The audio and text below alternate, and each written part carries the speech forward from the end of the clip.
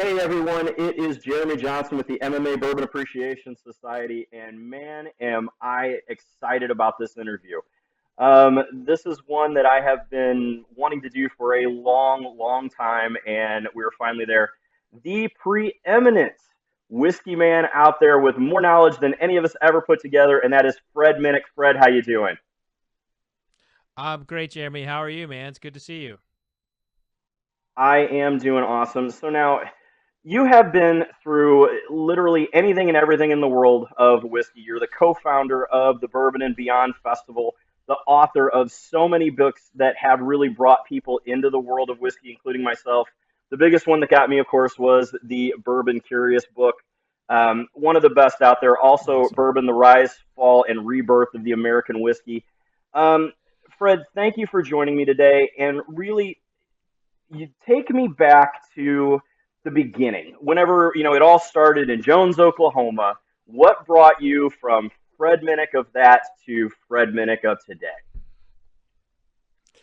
Well, shoot, this is that's another book, Jeremy. I got it. That's a whole story there in itself. But um, I, I think the easy way to put it is that I met um, when I grew up in Oklahoma. Actually, I know this is an MMA podcast, so I wrestled with Johnny Hendricks. He was on my Nice. wrestling team. I saw him like grow up. His dad was my wrestling coach. He was rough, rough. He was a rough coach. But man, he, Yes, he he he pushed was. us all. He definitely pushed us all to be better. And so I got to see Johnny when he was a little tyke, and just it was amazing. Where I grew up because we had a bunch of wrestlers, incredible area. My cousin was a fighter. He fought in Bellator, and yeah, I went to Oklahoma State, graduated in 2001 with a degree in agricultural communications, and I was also in the National Guard, and I moved to Wisconsin for a job writing about forestry and forestry products. And we got, 9/11 happened, and not too long after I got sent to Iraq. And when I came home from Iraq, you know, I got online on a little thing called eHarmony, and I started dating this woman who lived in Louisville, Kentucky, and ended up moving down here and marrying her, and so it's kind of it's about as a shortest summary as I could possibly give you about how I went from Jones to here. But yeah, I mean, it seems like yesterday in a lot of ways, really.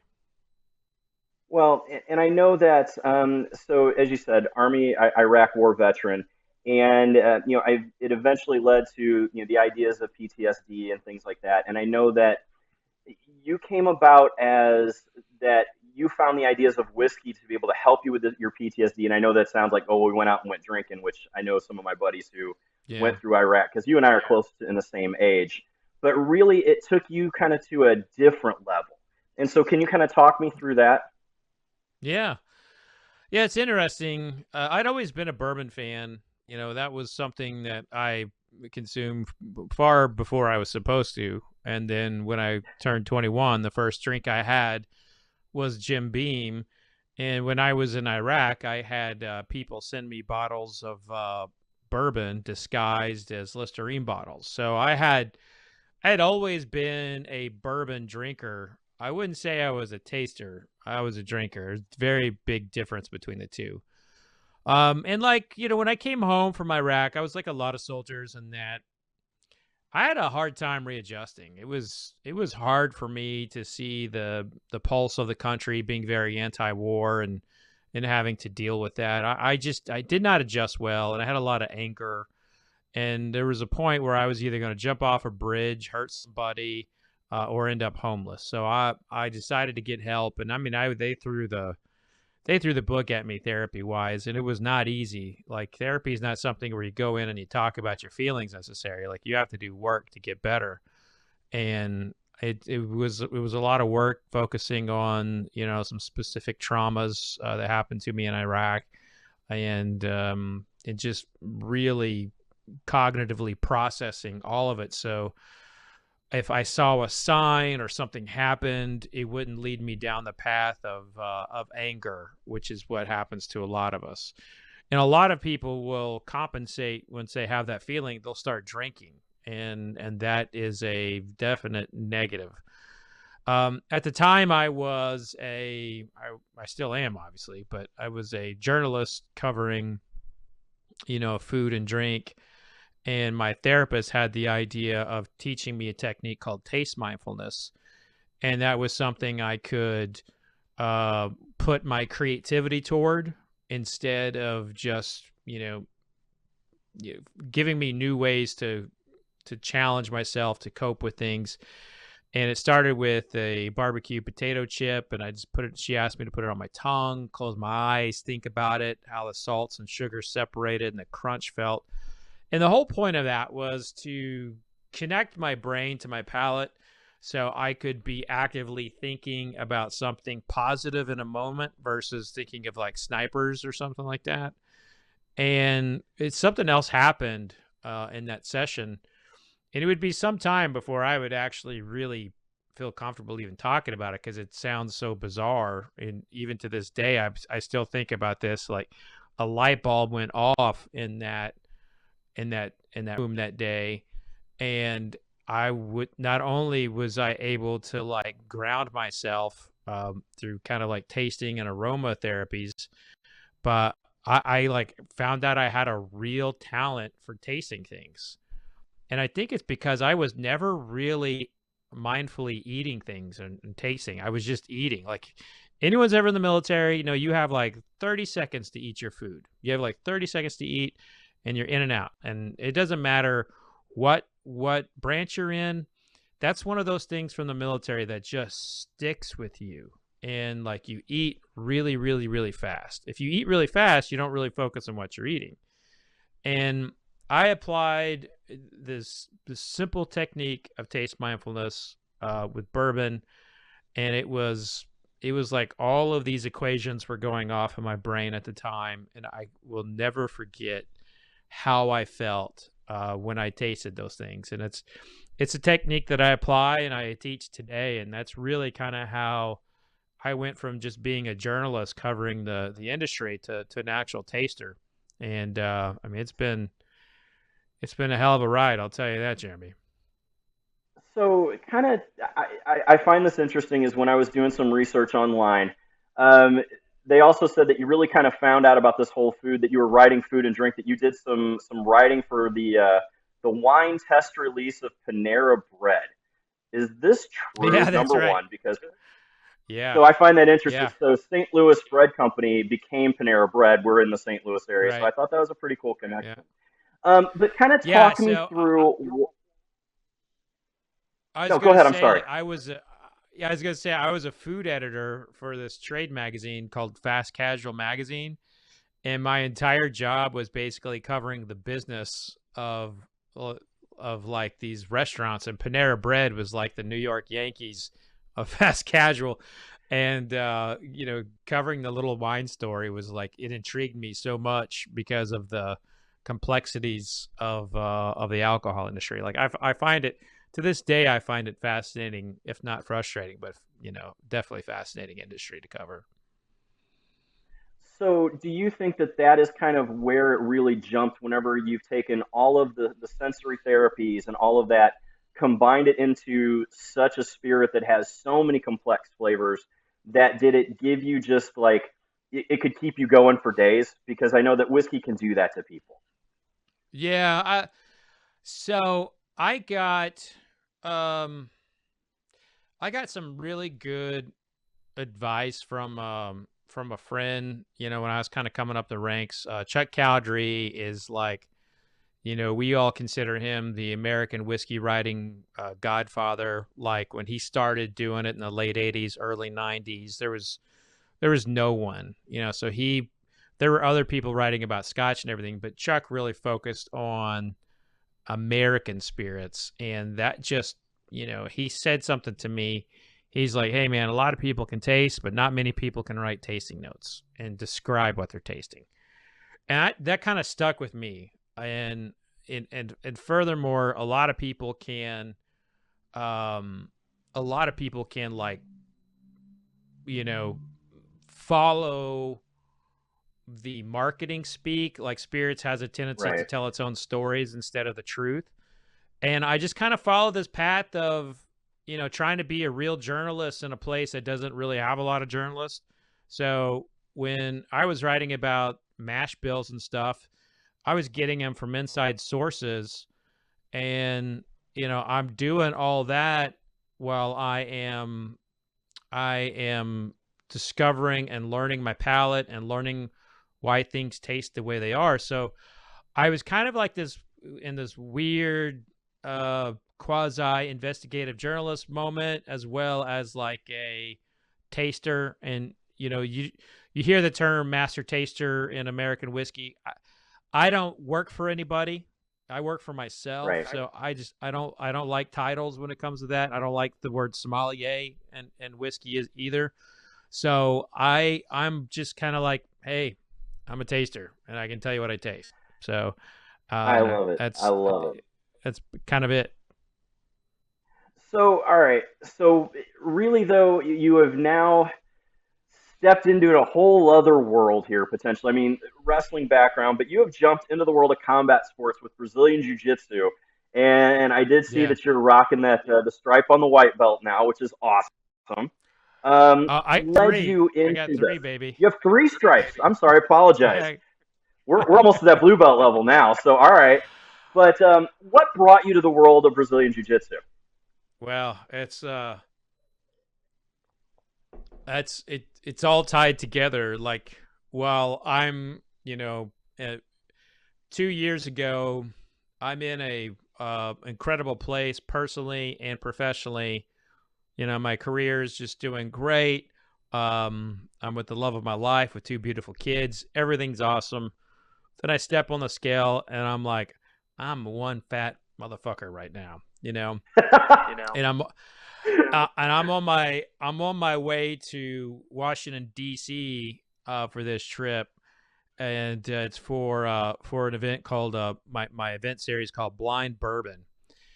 And I put a suit on and I'm like, this motherfucker barely even fits me. Like, I mean, I'm feeling like I've got fat rolls sweating upon fat rolls. And I'm like, what is happening to me? I mean, Jeremy, I went from, yeah, I wrestled, but I also played rugby in college. I was Oh well. military. I got in a lot of fights in my time, and I won't say I won them all, but I like physical nature stuff. And I would say with the development of my professional career, I kind of let myself go, and every time I would get back into the thick of it, I would hurt myself. Like, I would get back into running and I would hurt my feet, or I would start lifting weights and start having back spasms. Well, I had an event, and there was a black belt. There was a black belt at the event, and he had cauliflower ears, and I was like, "Hey, do you wrestle? Did you wrestle?" I was trying to have a conversation about wrestling. He's like, "No, I do jujitsu." And I was like, "Oh, I've always wanted to get into that." And he said, "Well, you should come to my gym. We'd love to have you." And about 3 weeks later, I'm waiting for my plane to go to DC, and I'm like, I'm tired of being in this fat. This is unacceptable. And I just Google Louisville Jiu Jitsu, and the gym that I go to, Made, popped up, Yes. and I called him. Happened to be the same gym that the black belt Andy Weiner went to, but I Okay. didn't know that. I got set up with a private in November 2022. So it'll be 2 years. So yeah, be yeah. So is no that November, I got set up with a private.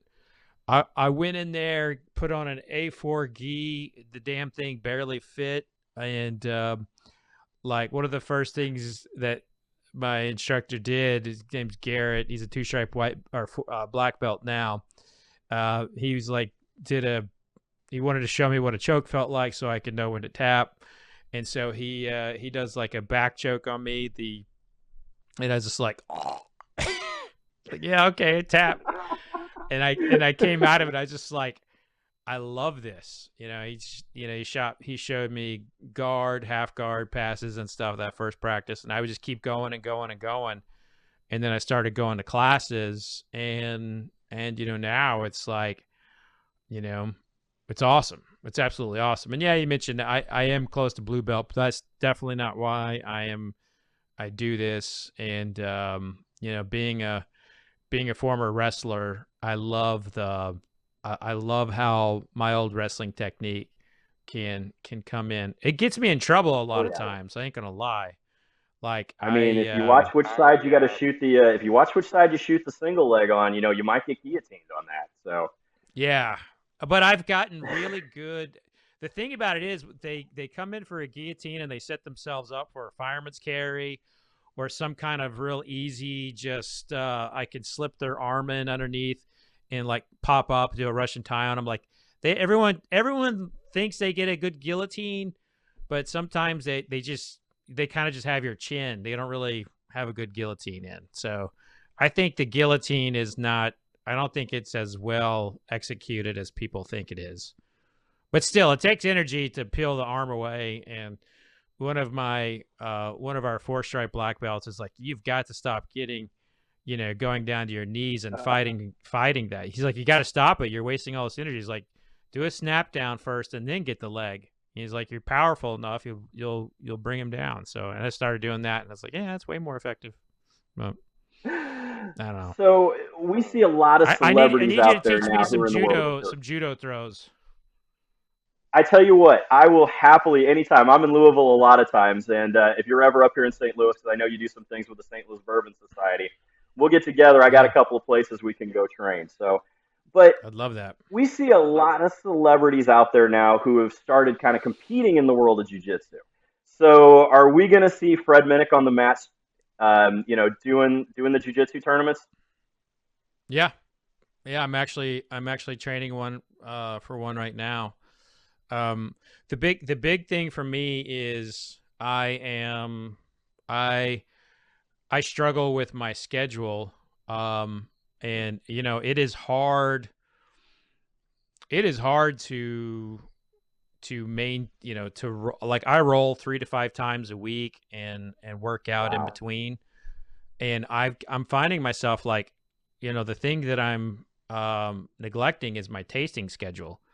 But I can't roll like that and taste like five to 6 spirits a day like I used to. So it's one of those where, I mean, I remember someone saying that once you get into jiu-jitsu, you'll notice how your friends change and what you want to do changes. And I'm experiencing that right now.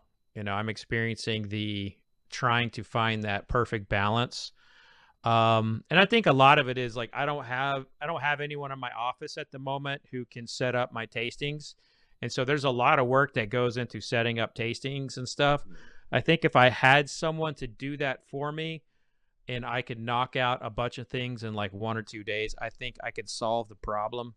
But I'm just too focused on everything else to like, go as far as even hiring someone.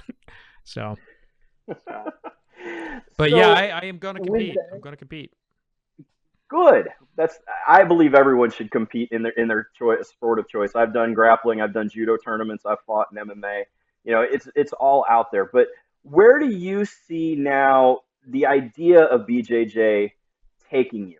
I know a lot of guys works with their PTSD. I have a lot of black belt friends who are former war veterans who found it as a way to deal with things. Do you see that with you? And where do you see BJJ taking you?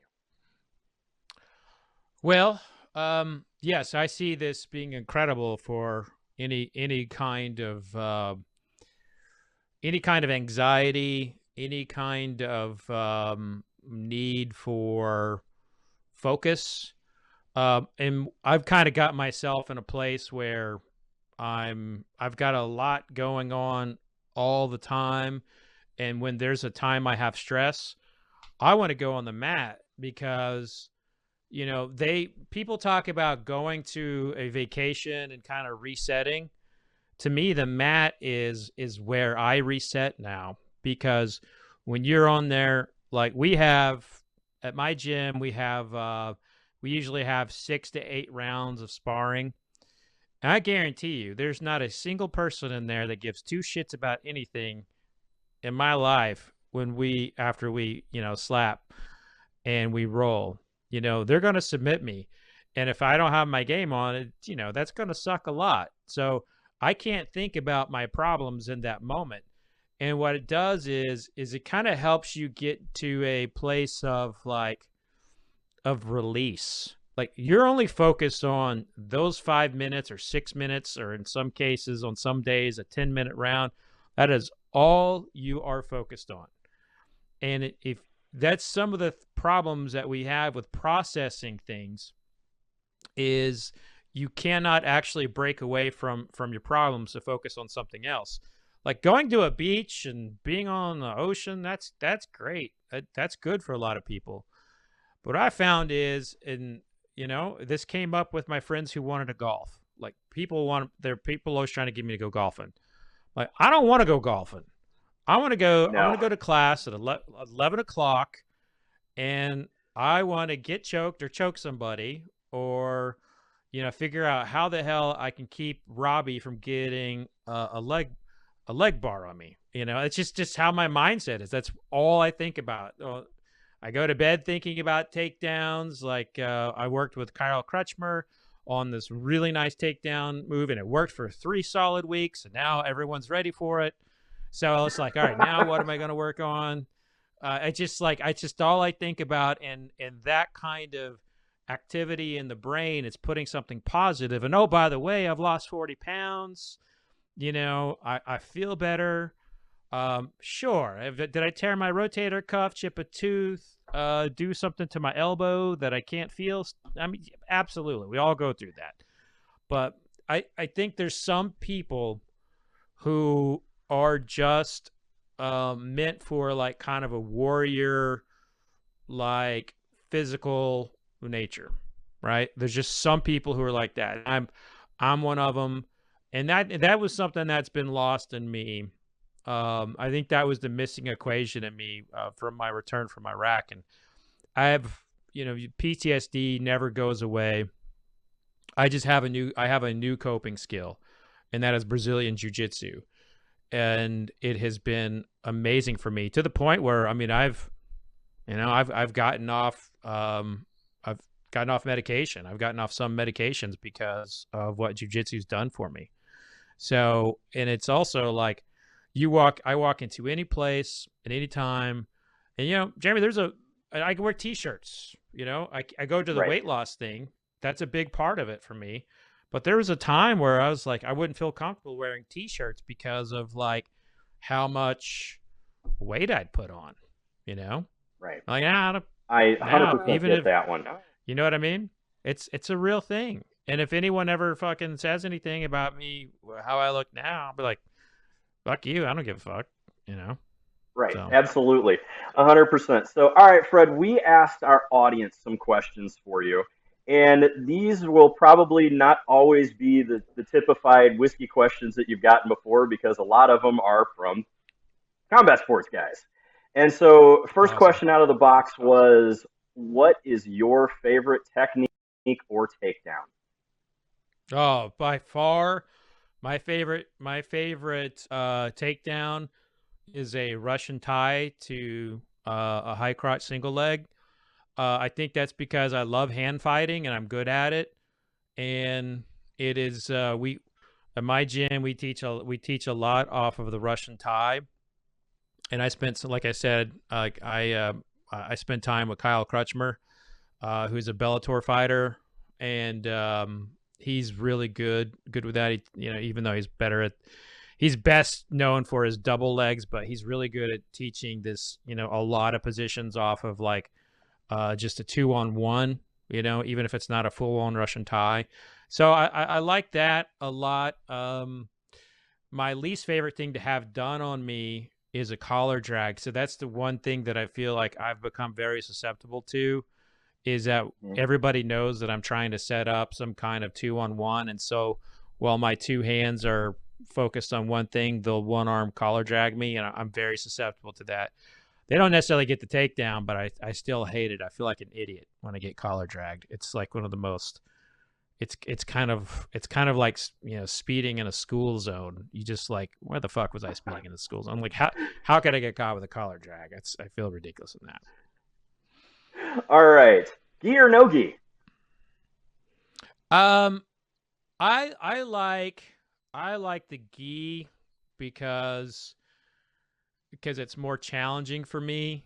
No gi, I kind of revert into a wrestler, and I don't get submitted a lot in no gi. And so like in no gi, I can hang with pretty much all the belts. I can hang with all the belts as it is now, but like I will still get submitted, pretty frequently by purple belts. Although I'll submit a purple belt here and there, like for real, not a a slow. Yeah. What do you call it? The rest round. Yeah. Yeah. Probably the Exactly. probably the best compliment a purple belt paid me the other day was he's like Fred, you're no longer he's like, you're no longer a rest round. I really have to roll with you now. And one of our black belts said something similar. I was like, that made me feel good. Probably the best compliment I got though was when our head guy said, "You're no longer doing dumb shit." So that was good. But I would say I love it. I would say like I'm too much of a wrestler in no gi, so I guess I feel like it's not fully jiu-jitsu for me. When I put the gi on, it's full on jiu-jitsu. When I'm in no gi, I think in my mind I'm a wrestler because I roll like a wrestler. I also like the bread cutter choke on the gi a lot. So there's no bread All cutter right. choke on the gi or no gi. All right. Favorite mixed martial arts promotion? Are you a UFC guy? Are you a Bellator guy? Are you a PFL guy? What's your favorite out there? I've been watching a lot of one. Um, Okay. and I like how they do the rounds. And but I mean you can't say no to UFC. Like UFC is it. There's nothing close to UFC. But if I had so that's obvious. But I really enjoy watching one. Because I think it might be because there is so much jiu-jitsu practice in it. All right. Best drink on fight night. What is Fred Minnick pouring whenever he watches a mixed martial arts card? Oh shit. Well, I told you it'd be some depends on questions you weren't used to. it depends on who's with me. I think the last fight I watched. Oh, so I had just finished one of my blind bourbon events, and I was drinking beer. So I was just having like a nice standard lager. But at home, I think I had a Peerless. I had a Peerless small batch last time. It was the All last right. All time right. Mikey was rolling. Nice. Okay. Last question from the audience, and I can't believe I'm going to ask you this one because this is a big topic on our show all the time. Is All Jack right. Daniels bourbon?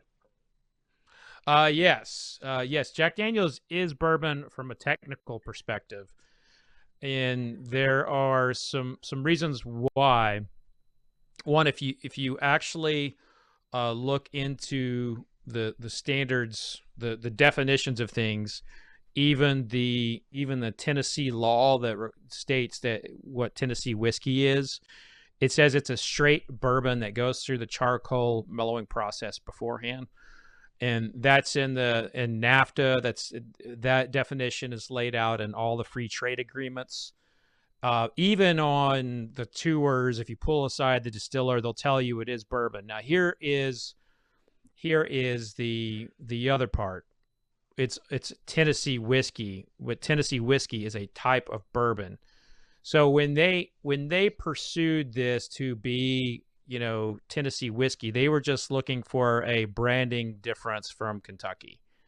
And so it is legitimately bourbon. You've got a distillery down the street in George Dickel that will label things bourbon. So, it's it is what it is. It's one of those things where you still have people who say bourbon has to be made in Kentucky. It's along those lines, but it's I not. gotcha. It is bourbon and it's not bourbon.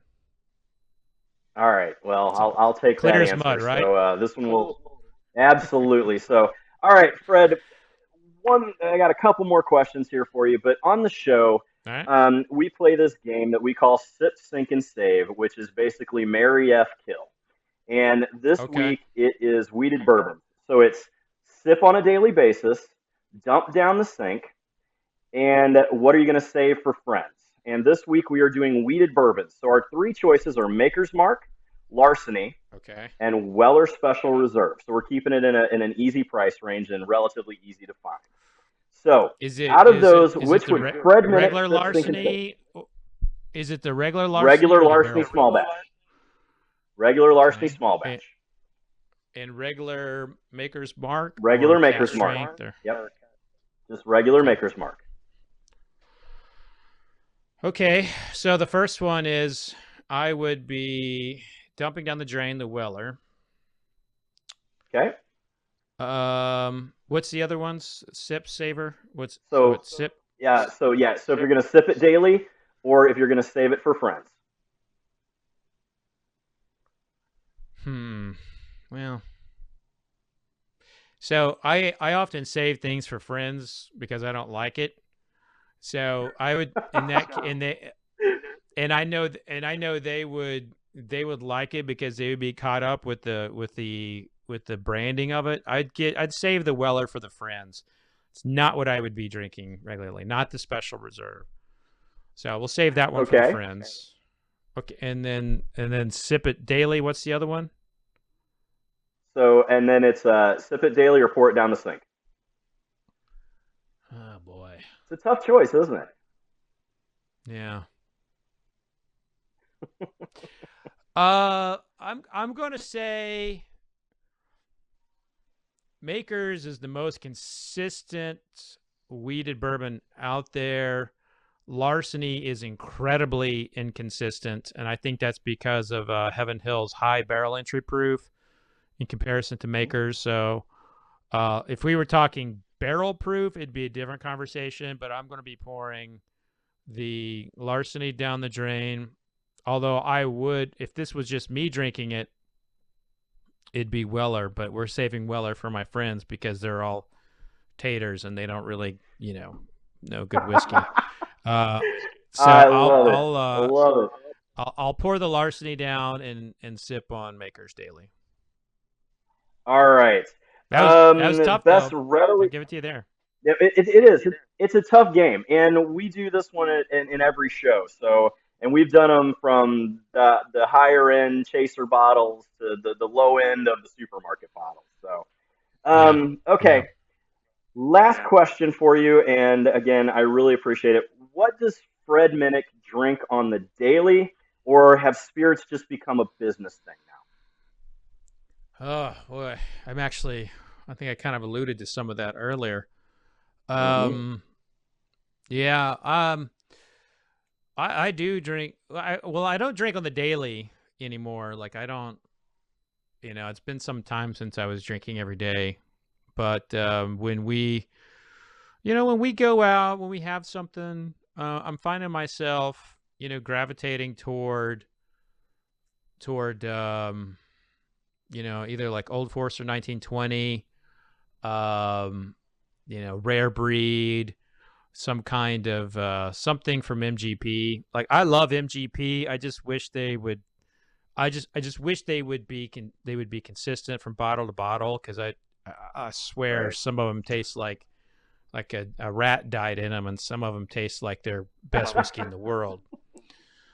Um, so I would say that's a combo there, and like if it's like being out in the woods or going out with friends, it'd probably be something like Maker's Mark or Wild Turkey. So, but yeah, I mean, All right. it's still very much fun for me. I still love it. The only thing is you got to remember, man, like on a average, I'll taste 1,200 things in a year, and Yeah. that pace has that part has been hard. So the fun part of bourbon has not changed for me, but the tasting 1,200 a year, I'm not on pace for that this year. So we'll see if I catch up.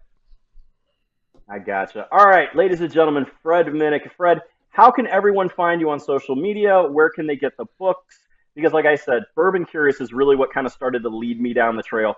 Where can everyone find out more information about you and find your merchandise? Yeah, you just go to fredminnick.com or head on over to just look for my name, Fred Minnick, in the socials, and yeah, that's about it. Awesome. Well, Fred, thank you so much for joining me. And like I said, next time you're in the St. Louis area, we'll have to get a roll in. So I'd love that. Yeah, you can show me some throws. I feel like that's you got it. I feel like I've got some opportunities from throws here and there, and I'm really good at countering throws, but I really suck at the throws themselves. I'll tell you that. All right. Thank you very much, ladies and gentlemen. We'll be right back right here at the MMA Bourbon Appreciation Society.